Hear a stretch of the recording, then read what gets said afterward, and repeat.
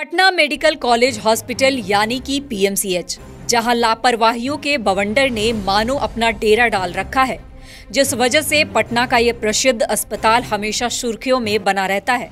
पर इस बार तो हद ही हो गई जनाब।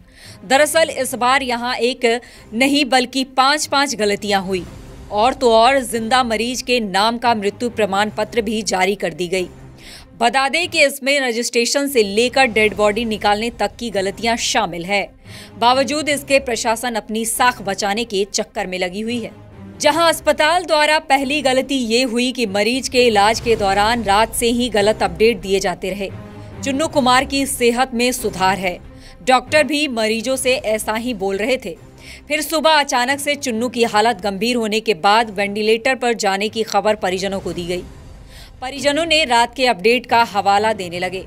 बावजूद इसके कोविड वार्ड में तैनात कर्मचारियों ने ध्यान नहीं दिया और परिजनों की बात को अनसुना करते रहे। बता दें कि अगर कोविड वार्ड के कर्मचारियों ने बात मान ली होती तो शायद सुबह में ही मरीजों का अंतर खत्म हो जाता। वहीं अगर बात दूसरी गलती की करे तो आखिर अच्छे भले मरीज की तबीयत अचानक इतनी गंभीर कैसे हो गई। दरअसल पीएमसीएच के कोविड वार्ड में तैनात डॉक्टरों के सामने हर संक्रमित मरीज की बीएसटी होती है, जिसमें हर 1 घंटे का फॉलोअप होता है। कब कौन सी दवा चली और इससे मरीज की सेहत पर क्या असर पड़ा, इसकी पूरी जानकारी ड्यूटी के डॉक्टरों को रहती है। इसके बाद भी अचानक से सेहत बिगड़ने की बात न हजम होने वाले सवाल छोड़ते हैं कि आखिर कैसे हालत इतनी बिगड़ गई।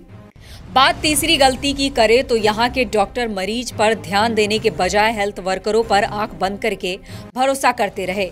इसी भरोसे में ही हेल्थ वर्करों ने जो कहा उसी पर भरोसा कर वही किया जो वह बोलते गए। अगर डॉक्टरों ने खुद सेहत की पड़ताल की होती तो शायद आज कहानी कुछ और होती। वहीं सबसे ज्यादा हैरान करने वाली गलती नंबर 4 है, जहां बिना मरीज के बारे में जाने तैयार हो गया प्रमाण पत्र। जी हां, दरअसल पीएमसीएच के कोविड वार्ड में बिना मरीज के बारे में जाने ही डॉक्टर ने उसके मरने की घोषणा कर दी। कर्मचारियों ने डॉक्टर को जो भी बताया, डॉक्टर उस पर आंख बंद कर भरोसा करते गए। इस कारण से ही डॉक्टरों से बड़ी गलती हुई। मरीज के बेड के पास जाकर पड़ताल कर लिए होते तो डॉक्टर से ये बड़ी चूक नहीं होती। और तो और अगर पीपीई किट में बुलाकर किसी एक परिजन को मृत का चेहरा दिखाया गया होता तो ये नहीं होता।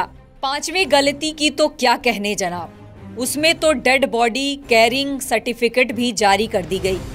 बता दें कि कोरोना से मरने वालों के अंतिम संस्कार के लिए बाहर ले जाने के लिए डेड बॉडी कैरिंग सर्टिफिकेट जारी होता है। यह सर्टिफिकेट ड्यूटी पर तैनात डॉक्टर मरीज का परीक्षण करके जारी करता है। पर लापरवाही का आलम तो देखिए कि यहाँ तो मरीज के पास डॉक्टर गए ही नहीं, यहाँ तो कार्यालय से ही मरीज के मौत की घोषणा कर केयरिंग सर्टिफिकेट तक जारी कर दी गई, जिसके बाद इस सर्टिफिकेट को हेल्थ मैनेजर को दी गई और हेल्थ मैनेजर ने शव के अंतिम संस्कार के लिए एम्बुलेंस के साथ अन्य व्यवस्था कर दी। पीएमसीएच का देश में बड़ा नाम है। इस संस्थान के साथ सीएम नीतीश कुमार की भी यादें जुड़ी है। यही कारण है कि नीतीश कुमार इस अस्पताल को वर्ल्ड क्लास का बनाने का सपना संजोए बैठे हैं।